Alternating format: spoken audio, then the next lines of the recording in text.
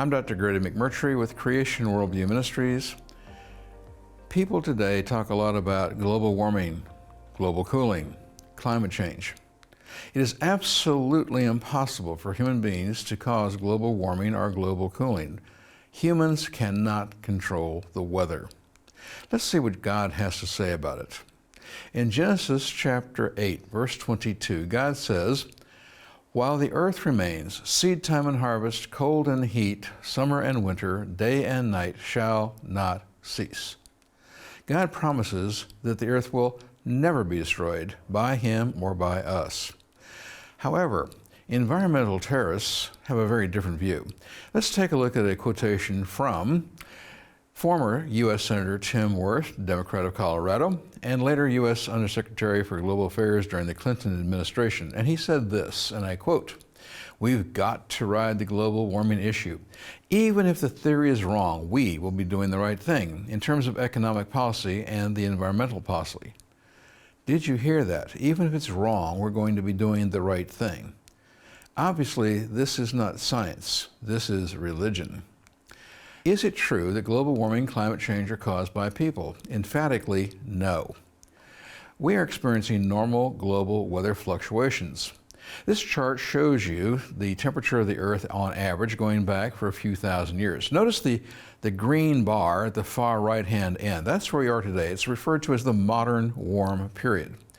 However, before the modern warm period, which started about 1895, you will notice there was a period referred to as the Little Ice Age. It was much colder on Earth than it is today. And then there's the medieval warm period. It lasted from roughly 850 to about 1250, and it was much warmer during that time than today. Prior to that, we have the Dark Ages, plural, because there were two. You'll notice these two U-shaped dips between the Roman warm period and the medieval warm period. It was very cold. There was a lot of pestilence, famine, etc. around the world. And then we go back to the Roman warm period, roughly the time of Christ. And you'll notice again, the earth was even warmer than it was during the medieval warm period or today's modern warm period. And then as we go back in time, you go back to what's called the Minoan warm period by evolutionists, but as Christians, we would probably call it the Moses-Joshua warm period. And again, it was much warmer on the earth then than it is today. And please notice the three prior warm periods were prior to the Industrial Revolution. Humans had nothing to do with it. Is it true that global warming and climate change are caused by people? Emphatically, no. Again, the earth has been much warmer in the past. I simply want to blow up for you the modern warm period, the Little Ice Age from roughly 1300 to about 1895, and prior to that, the medieval warm period from roughly 850 to 1250. It was much warmer on the earth then. Is there scientific consensus that global warming and climate change are true? Environmental terrorists want you to believe that all scientists agree on the concepts at this time of global warming. I would remind you at one time they all supposedly agreed on global cooling. But there's no such thing as consensus in science, and consensus is a very dangerous thing. In 2006, Al Gore wrote his book and made his movie An Inconvenient Truth. In the book he wrote, and I quote, "The degree of scientific consensus on global warming has never been stronger." Well, the statement might have been true, never stronger amongst a small group of environmental terrorists, but that doesn't mean that all scientists agreed with it. And I would point out to you, consensus is not the same as truth. Consensus is not data, and it is not the same as a scientific fact. Again, people cannot control the climate, weather. I want to introduce you to Dr. Richard Lindzen, Alfred P. Sloan Professor of Atmospheric Sciences at MIT at one time. He was also a member of the National Academy of Sciences USA, and he was a former lead author for the UN IPCC, which is the Intergovernmental Panel on Climate Change. And he wrote this about global warming. Quote, "The consensus was reached before the research had even begun." I love that quote. The consensus was reached before the research had even begun. This is not science. This is a political agenda. It is religion, but it's not science. Remember that the current promotion of the global warming climate change scare is purely a far-left political agenda. Global warming, climate change are just the new slogans to promote socialism and communism. Is there scientific consensus that global warming and climate change are true? No. An analysis of scientific journals reveals that over 500 scientists have published evidence refuting at least one element of the current man-made global warming scare. More than 300 of these scientists found evidence that, number one, a moderate, natural, 1,500-year cycle has produced more than a dozen global warmings and coolings, similar to ours, and number two, that our modern warming is linked strongly to variations in the sun's irradiance. Actually, it's the sun, S-U-N. Now, again, there is no consensus. The list of these 500 scientists can be found in a book by Dennis Avery and Dr. S. Fred Singer. I love the title of this book. The title of the book is Unstoppable Global Warming Every 1,500 Years. I love it. Unstoppable global warming every 1,500 years. I quote from the book, "We have compelling evidence of a real-world climate cycle averaging 1,470 years. The climate cycle has, above all, been moderate, and the trees, bears, birds, and humans have quietly adapted. What do you do when it gets colder or hotter? You simply adapt. That's what humans do best." Now, what causes global climate change? It is natural factors, but the Earth's temperature has been fluctuating up and down for thousands of years because of well-established and scientifically documented variations in solar activity combined with volcanic eruption activity. Now, this photograph of the sun was taken on my wedding anniversary, March 29, 2001, and here we see the sun at an extremely active period in time. You see here large sunspots, particularly in the northern hemisphere, very big. However, not all of those are sunspots. There's one spot there in the sort of lower right corner. That's the size of the Earth compared to the sun and sunspots. Does that make you feel a little at the time? However, the sun goes through 4 cycles and does so all at the same time. There's the Schwab cycle, which is 11 years. That every 11 years, the sunspots tend to go up and down every 11 years. Number 2, there's the Gleisberg cycle. This is a cycle that occurs approximately every 75 to 90 years. There's the Seuss cycle, which occurs every roughly 200 to 500 years. And there's the Bond cycle, a cycle for roughly every 1,100 to 1,500 years. And the sun is going through all 4 cycles at the same time. So there's going to be times when one cycle is going up at the same time another one is going up, and they reinforce each other.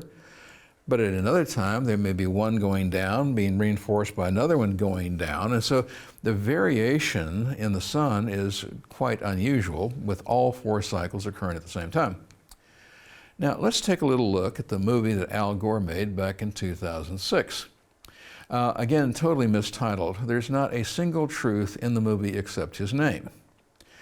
Would you like to know my opinion? Now, let's just take a look at some of the things that are wrong in the movie. For instance, the first casualty of this environmental terrorist movie is the truth. Number 2, the movie is full of total misinformation, half lies, and whole lies. Again, would you like to know my opinion of this movie? But let's take a look at some of the claims from Mr. Gore. For example, he said that Lake Chad was disappearing because of man-made global warming. Now, Lake Chad in 1963 was the size of our state of Vermont, and in 2001 it had shrunk to the size of our state of Rhode Island. However, it's not drying up because of global warming. It's drying up because of population increase around Lake Chad and diversion of water for irrigation of crops, and that is why it is getting smaller and smaller. In a similar vein, Mr. Gore said the RLC is drying up because of global warming. However, this is not true. There was a decision made in Moscow during the USSR that they wanted to grow cotton down near the RLC, one of the few areas in which they could do so inside the former Soviet Union. What did they do? In order to grow cotton, which requires a lot of water, they diverted 75% of the water going into the RLC for irrigation. What is the consequence of this particular decision? The RLC today has almost entirely disappeared. For instance, this is a picture of previous fishing vessels on the sea, now on dry land and simply rotting away. Prior to diverting the water, the ROC was an area that produced fish, fishermen, an industry, an economy, feeding people in the area, and it was viable. But when they started taking the water for the irrigation of cotton, the sea started drying up, and you see the consequence here. Another statement that Mr. Gore said is that the snows of Mount Kilimanjaro, well, they were disappearing, that it was hotter now than ever before. However, the truth is, it's cooler now than it was in 1970. I don't know if any of you are, well, interested in Hemingway, but he wrote about the snows of Kilimanjaro quite romantically. But let's just take a look at the truth. You see, here's a picture on the left of the ROC taken by satellite in August of 2000. You can see the black line where the shoreline used to be. Now you can see the surface has been greatly reduced, again because of irrigation of crops. And on the right, you see the same area in August of 2014. You'll notice in 14 years, the sea has practically disappeared, and today it's totally ineffective. And here's the problem. They took so much water to try to grow cotton, they destroyed the fishing industry and the food source, and today they can't grow cotton either because there's not enough water for that either. And what about Mount Kilimanjaro? You know, is there any truth in Mr. Gore's movie? The answer is no. The snowcap of Mount Kilimanjaro has been shrinking since the end of the Little Ice Age in 1895, when the Earth started to get a little warmer, the snows started melting back, and 45% of the ice cap and snow on top of Mount Kilimanjaro had disappeared by 1953. And let's just take a little look. You can see this for yourself. Here are two pictures. The top is February 1993. And you can see how the timberline is well below the ice cap. But you compare this picture to February of 2000, you can see the ice cap has practically disappeared completely. And this is an old volcano. You can see the crater at the top in these pictures.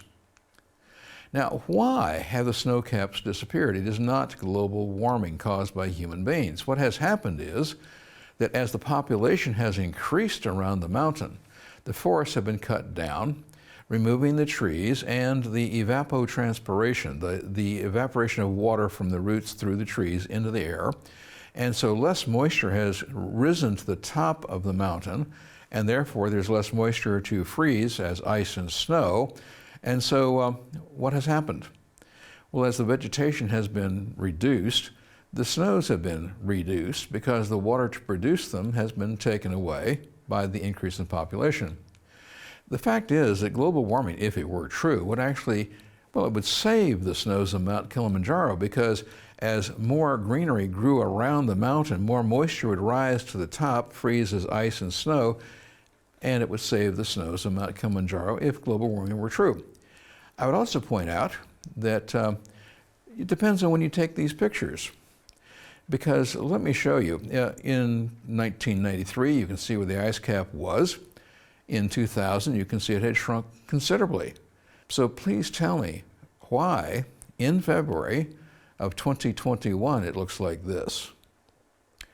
You can clearly see that in 2020, 2021, we had reached the bottom of what's called a solar minimum, meaning that the sunspot activity on the sun had reduced down to its minimum, and that's a cooling period on Earth. And so here in February 2021, the snows had come back because of global cooling that is natural. Now, what about the polar bears? I love talking about polar bears personally. Now, environmental terrorists claim that the polar bears are becoming extinct because of man-made global warming. However, what is the truth? The truth is that polar bears are not becoming extinct. This is a photograph of a polar bear. I don't know about you. I love the smile on the face of that polar bear right there. I think he's enjoying himself. But the truth is that polar bear populations are growing. From 1950 to 2023, polar bear populations quintupled to nearly 30,000. Here's an accepted chart showing polar bear growth. And so it is not true that the polar bears are becoming extinct because of man-made global warming. The fact of the matter is that polar bear populations have increased to the point now that they are spreading into areas beyond the polar ice caps, such as in Canada, northern Alaska, and they are actually mixing with grizzly bears because they're one species, just different varieties, and they're causing hybrids and fighting each other for territories. So you don't have to worry about the polar bears. As a matter of fact, what is the truth about Mr. Gore's movie? Well, here again is another polar bear. I think he's lying down saying, global warming, you've got to be kidding. Now, Mr. Gore in his movie said, and I quote, polar bears cannot swim 60 miles. I would like to introduce you to Dr. Ian Sterling of the Canadian Wildlife Service. I think he knows more about polar bears than Mr. Gore. And Dr. Sterling said this, and I quote, swimming 100 miles is not a big deal for a polar bear, especially a fat one. So swimming 100 miles is no big deal for a polar bear, especially a fat one. And in his movie, Mr. Gore showed Pacific Islands being evacuated because of global warming and rising oceans. Well, to date, no Pacific Island has been evacuated because of rising sea levels, and in the movie, because there weren't any actual examples, he used stock movie footage to deceive people into believing that islands were being evacuated. Mr. Gore's movie, is there any truth in it? Again, no. The Antarctic ice cap is not melting away. It is growing in its total amount of ice. Only the surface area is changing. So the ice is getting thicker, even though the edges are changing. And here is a chart showing the Southern Hemisphere sea ice extent. And you'll notice from 1979 to 2020, the average trend is that there's more and more ice as we go along in time. And is there any truth in Mr. Gore's movie? No. Let's take a look at glaciers, because he said that glaciers were melting all over the world and that global warming was going to destroy the glaciers. Well, let's go to Patagonia. That's down in southern South America. The Uppsala Glacier in Patagonia is retreating. It's getting shorter and shorter. However, 30 miles away, the Perito Moreno Glacier is advancing. In fact, nearby medium-sized glaciers are stable. Large-sized glaciers are actually rapidly growing. Let me show you a picture. This is the Uppsala Glacier in Patagonia. The top picture, black and white, taken in 1928. The bottom picture, nice in color from basically the same spot. And in 2017, you can clearly see that the ice has been melting back. It's receding. No one doubts that whatsoever. However, 30 miles away, this is the Perito Moreno Glacier in Patagonia, and it is advancing. You can see on the front edge it's knocking down trees. This is Pio the 11th. This is a glacier in Chile. It is the single largest glacier in South America. It is advancing rapidly. This is a huge glacier. At the front edge here, it's 3.5 miles across. It's moving forward. You can see a ship down at the bottom taking observers to go see it. And please notice, the information I'm about to share with you comes from the Proceedings of the National Academy of Sciences, USA, and says, the reason that glaciers are melting in some parts of the Andes is, quote, climate change in the Venezuelan Andes is linked to changes in solar activity during the Little Ice Age, unquote, and, quote, solar variability is the primary underlying cause of the glacier fluctuations. It's the sun, S-U-N. So glaciers are retreating, they are melting back, but they're also advancing all over the world. And for everyone that's advancing, roughly there's one retreating. The real thing is how much snow falls at the head of a glacier, whether it advances or retreats. I want to remind you of Dr. Richard Lindzen. He said this back in 2006, quote, glaciers are advancing in the European Arctic. These are episodic events. The Arctic does occasionally get warmer and colder. Climate change is the norm. If you want something to be worried about, it would be if the climate were static. It would be like a person being dead. You see, it's a bad idea to want to change the climate. You need to allow God in nature to simply make it a little warmer, a little cooler, as he sees fit. Is there any truth in Mr. Gore's movie? Again, no. Hurricanes are not stronger or more numerous than before. In his movie, he said that because of global warming, hurricanes are becoming more often and stronger. This is absolutely not true. The idea being that as hot air comes off of the Sahara in the summertime, it goes across the Atlantic, picking up moisture, gaining strength. That is how hurricanes do it. But let's take a little look. This is a chart showing the number of hurricanes hitting the United States in decades, starting in 1851. Records did not start being kept until 1850, so this shows you the number of hurricanes per decade since the 1850s.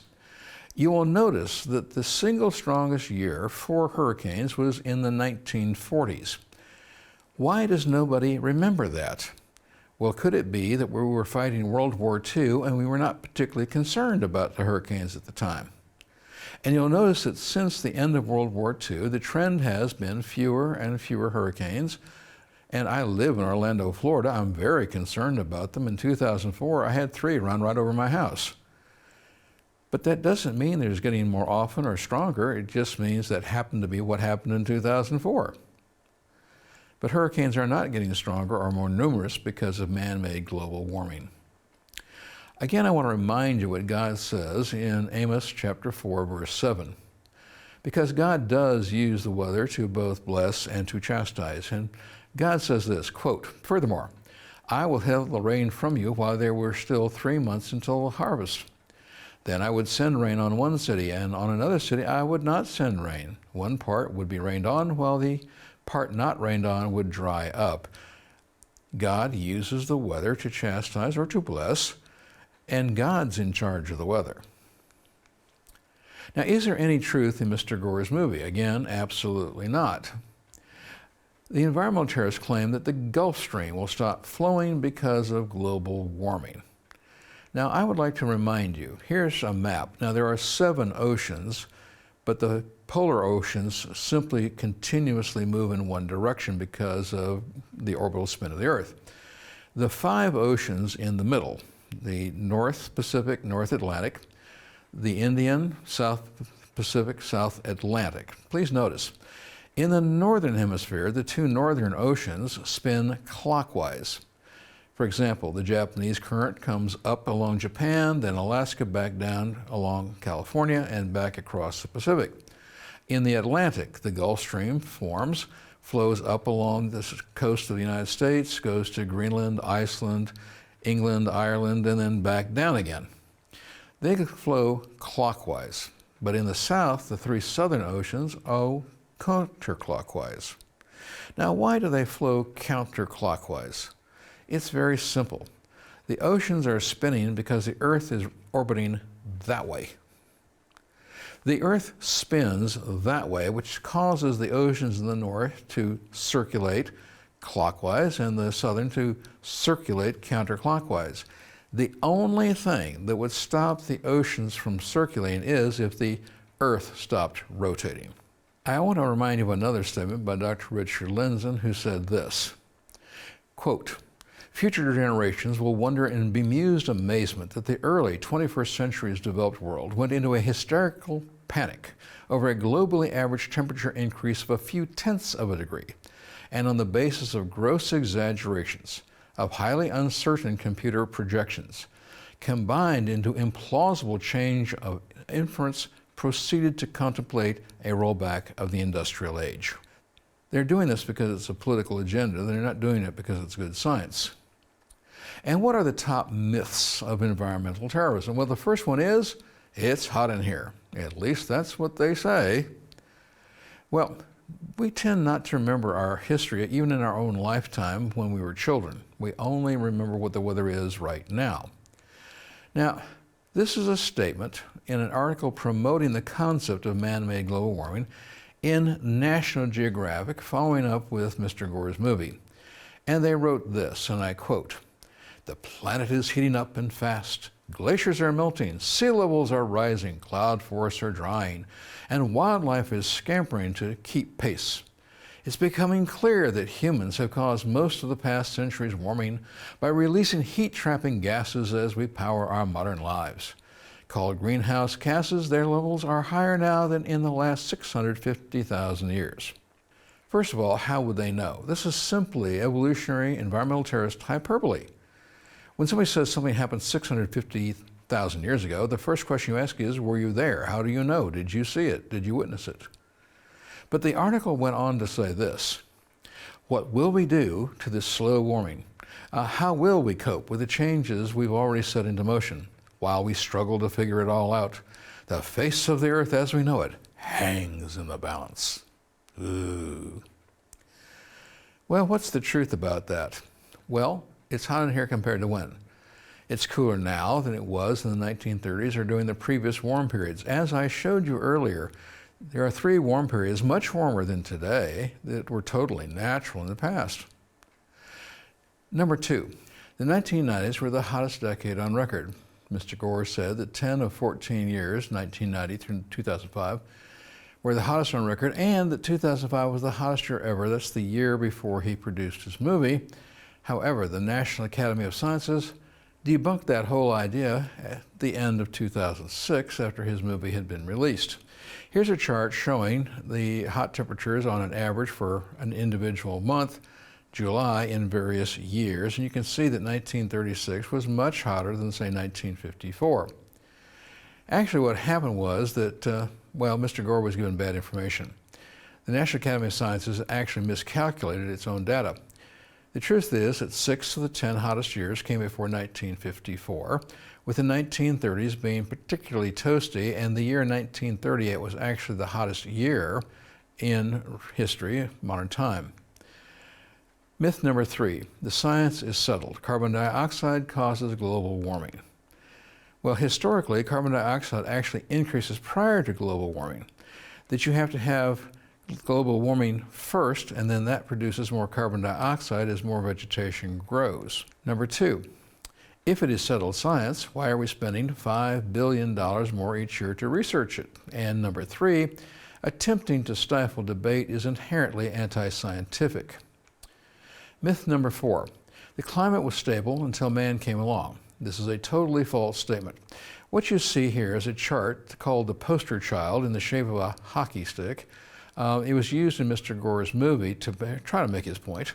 However, even the UN has thrown this out as being totally absurd and false. Let's take a little look.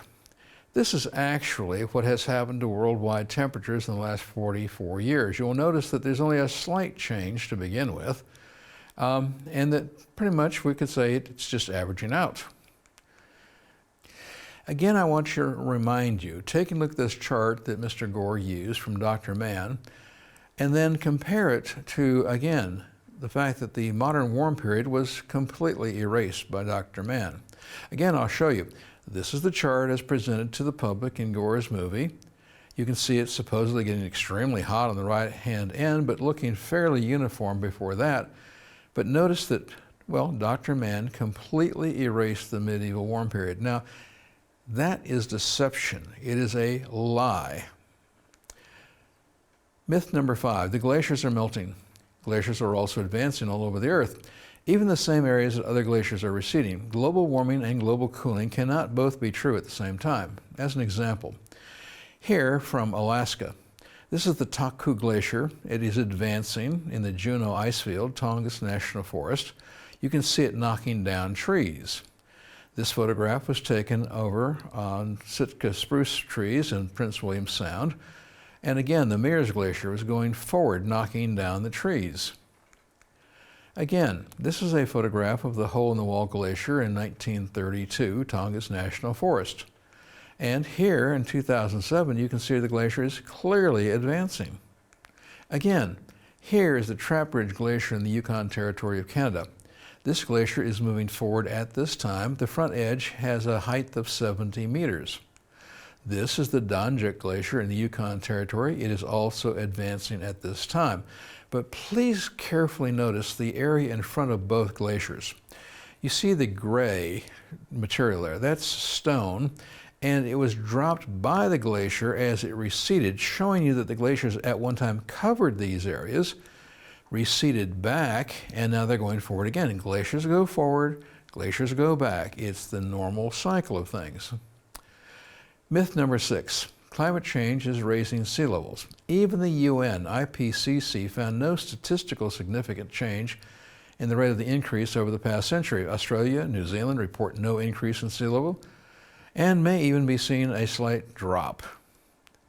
The latest research suggests that sea levels would decline, not rise, if temperatures rise due to increased evaporation from the oceans and subsequent precipitation onto the land. So if the Earth were actually warming, ocean levels would go down, not up. Myth number 7. Climate change is the greatest threat to the world's poor. Well, climate and weather patterns have always changed, and they always will. Advanced societies adapt best with superior infrastructures and non-rationed access to energy. Poor societies suffer because of the lack of infrastructure and the rationing of access to energy. And what are the problems in measuring global warming or global cooling anyway? Well, think about it. The most powerful tool science has developed to predict climate and weather changes are computer models.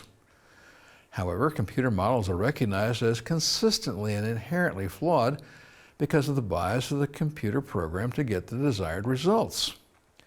How can environmental terrorists predict climate and weather conditions 20, 50, or 100 years from now when these models cannot reliably predict if it's going to rain next Thursday? You see, there are more than 30 major climate models that exist today, and no two agree on the same results. And you know that that's true. As a matter of fact, if you've been watching weather in the Atlantic during hurricane seasons, you'll notice they will show you the cone of uncertainty. And they show you 3, 4, 5 computer models. They show you the lines. Typically, most of them will at least agree in the general direction. And then, of course, on one side and the other, there'll be two that go this way and that way.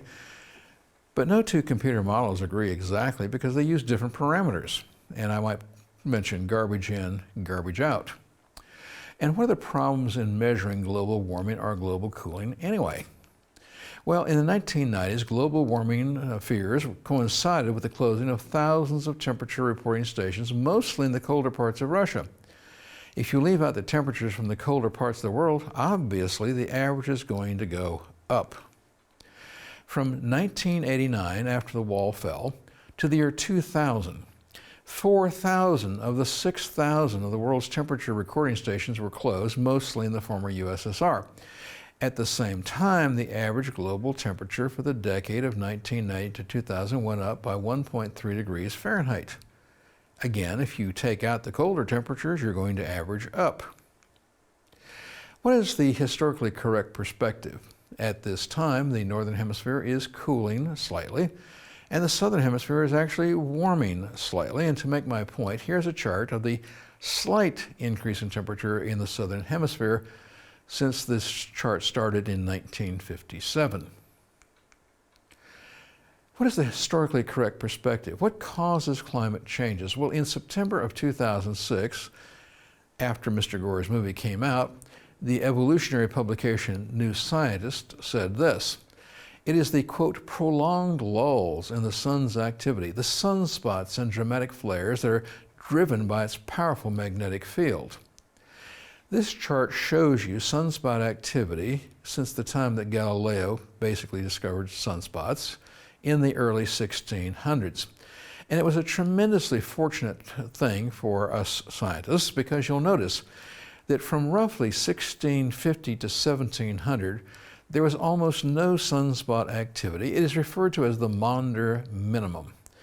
And then the sun went back into regular 11-year cycles, some stronger, some weaker, but in the basic 11-year cycle. And then you'll notice, from 1800 to 1830, there were 2 sunspot cycles that were very weak. Now, this is called the Dalton minimum, but I would remind you, this is the time when there were frost fairs on the Thames, and they were selling hot crossed buns to the skaters on the ice, because this is getting towards the end of the Little Ice Age. Now, with that in mind, what are the facts about recent global temperatures? Well, in summary, according to environmental terrorists, from 1895, the end of the Little Ice Age, to 1930, we had catastrophic natural global cooling. They thought we were going right back into the next ice age. When the Titanic sank in April of 1912, Well, it was considered to be a sign of the new ice age, that the iceberg it ran into was a symptom of going right back into another ice age. However, by 1930, they had figured out that the Earth wasn't actually going into another ice age, and so from 1930 to 1954, they said we had catastrophic natural global warming. But then in 1954, they realized that they were wrong, and from 1954 to 1980, they said we had catastrophic man-made global cooling. In the late 1970s, they said that we were going into the next ice age and we were all going to die. I'm sure you remember that. However, in 1980, because we didn't die and we didn't go into the next ice age, they said, oh, no. We have catastrophic man-made global warming up until today. You will notice environmental terrorists, they change their opinion about every 25 to 35 years on a regular basis. What are the potential benefits if global warming were true? Well, the fabled Northwest Passage between the Atlantic and the Pacific would become a reality, cutting shipping time in half. In August of 2005, the Russian ship Akademik Fyodorov became the first ship to cross the North Pole without the use of an iceberg. Environmental terrorists say that the Arctic ice cap is melting back farther and farther and is eventually going to disappear. And as you see in these two satellite photographs taken in September 1979 and September of 2003. You take these photographs in September because that's when the ice melts back the farthest at the end of the summer, because during the winter the ice cap regenerates.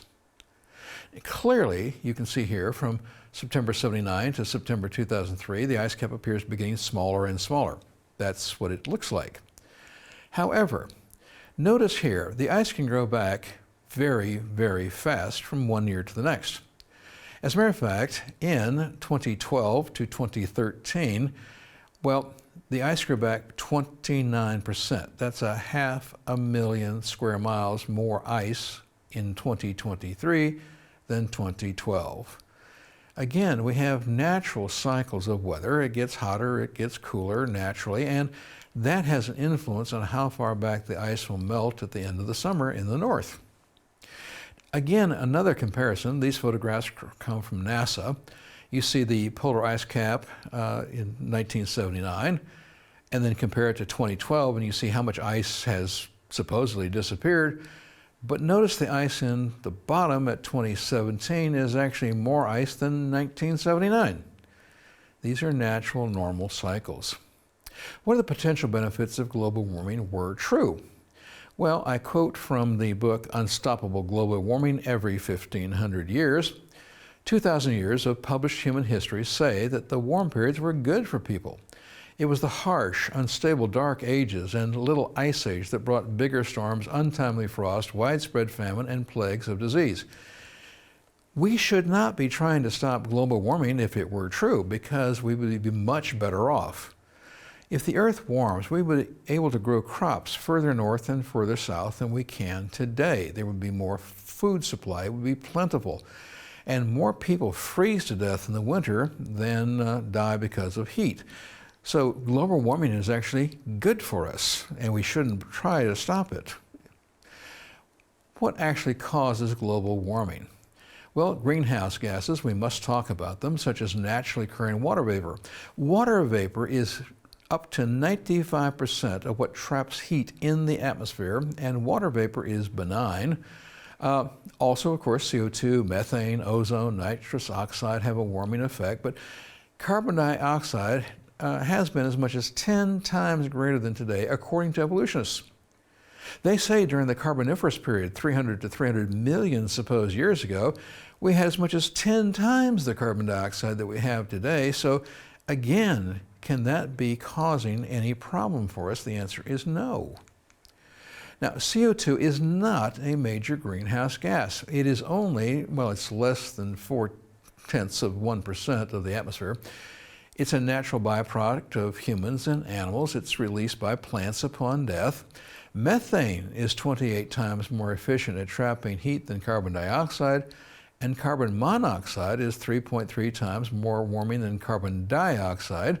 Nitrous oxide initially does warm, but as you continue to add nitrous oxide compounds, well, eventually it stops warming. Methane, produced in swamps, bogs, rice paddies, cows, and people at both ends, causes global warming. Greenhouse gases are necessary for life to exist on Earth. Without them, we would freeze to death. We need greenhouse gases to keep the Earth warmer. Otherwise, we would go into another little ice age. And man-made combustion of fuels causes only 2% of the greenhouse gases that keep our atmosphere habitable. The other 98% are produced by purely natural causes. Humans cannot cool or heat the Earth. Humans cannot change climate. God is in charge of the weather. And what actually causes global cooling? Well, volcanic eruptions, such as in 1991, Mount Pinatubo in the Philippines, in 1 year cooled the Earth 1.3 degrees Fahrenheit because it put 20 to 30 million tons of sulfur dioxide and other aerosols into the atmosphere in just 3 months. The loss of 15% of ozone to record lows in 1992, 1993 were caused by this eruption. Now here's a picture of Mount Pinatubo erupting in 1991. Here's the chart showing the temperature drop because as the ash and aerosols went around the Earth near the equator, because the Philippines are near the equator, as this ash and aerosols went around the globe, they went between the tropics, which is where the most sunlight comes in, and blocked out sunlight and heat, reflecting it back into outer space, and the Earth cooled by 1.3 degrees Fahrenheit or 0.7 degrees Celsius. In addition to that, dust storms, particularly like the Dust Bowl period of the 1930s, but dust storms, whether it's in the Sahara or someplace else, the dust blocks out up to 15% of sunlight and drops the temperature underneath the dust down by a degree Celsius. The Dust Bowl was actually caused not by human beings, but it was caused by an extended period of El Niños in the South Pacific when the warm water was very close to South America as opposed to Australia. And the Earth's orbit. The Earth's orbit isn't perfect. The Earth gets closer and farther from the sun slightly in its orbit. It's partly elliptical. It's not perfect circle. And so all of these factors are involved with cooling the Earth, warming the Earth. These are totally natural things. God is in charge of the weather. Humans cannot make the Earth warmer or cooler.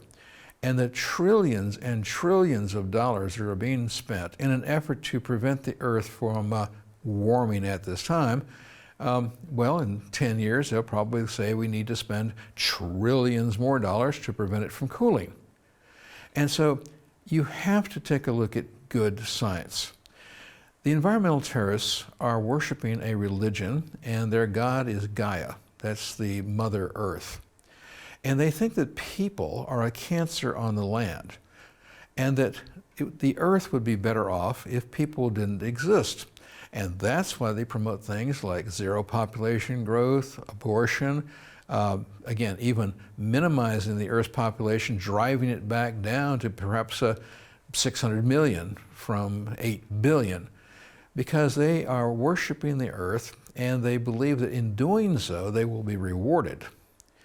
So I want to repeat again, human beings have nothing to do with global warming or global cooling. There isn't anything we could do that would change that. The forces of nature are too strong. And I repeat, God is in charge of the weather. And every Bible-believing Christian should take that to heart. God is in charge of the weather, and humans cannot change it.